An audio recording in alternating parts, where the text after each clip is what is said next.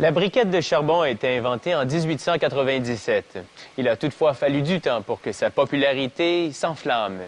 C'est dans les années 1920 que le fabricant d'automobiles Henry Ford a décidé de recycler des résidus de bois provenant de la fabrication de véhicules en briquettes pour le barbecue.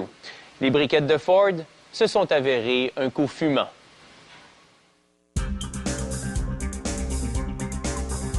Le barbecue au charbon est devenu extrêmement populaire depuis l'époque de Ford. Ainsi, chaque année, plusieurs millions de tonnes de résidus de bois sont convertis en briquettes de charbon de haute qualité.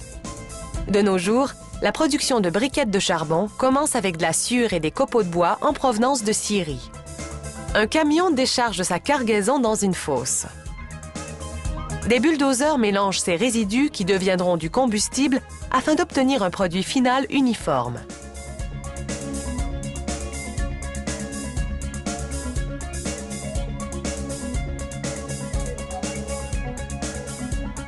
Tandis qu'un convoyeur achemine le mélange, un électroaimant retire tout contaminant métallique.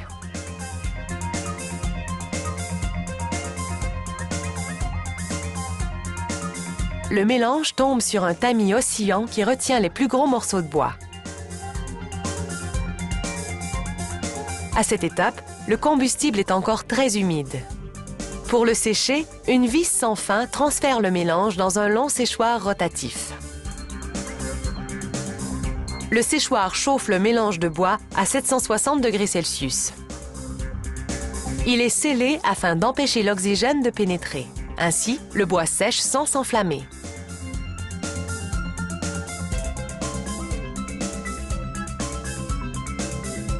Après 4 minutes dans le séchoir, l'humidité s'est évaporée. Les ouvriers ajoutent de l'anthracite dans la trémie pour le mélanger au combustible. L'anthracite est un type de charbon qui brûle à haute température.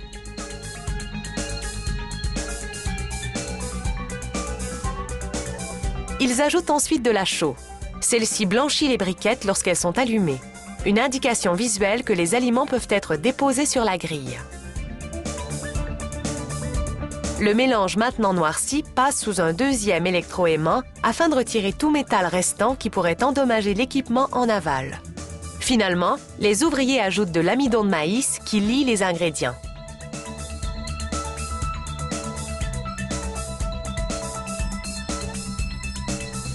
Une vis sans fin achemine le mélange à un rouleau presseur.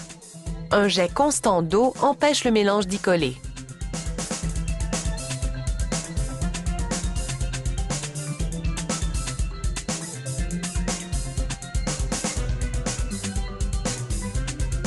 Le rouleau presseur compacte le mélange en briquettes. Cette transformation a lieu en une fraction de seconde.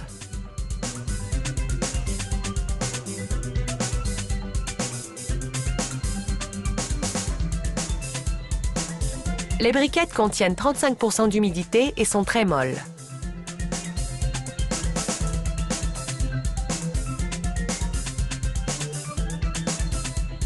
Un tamis élimine la poussière des briquettes. Celle-ci sera recyclée dans le procédé.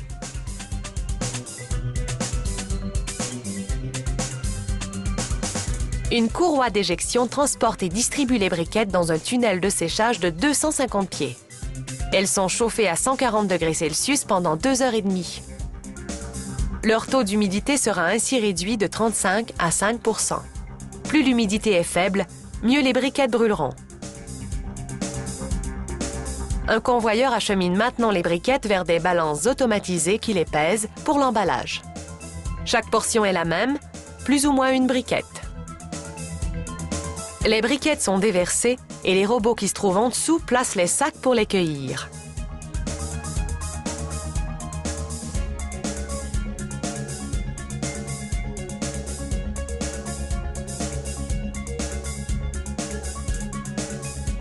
Une selleuse scelle les sacs avec la colle, puis imprime une date de production et de quart sur chaque emballage.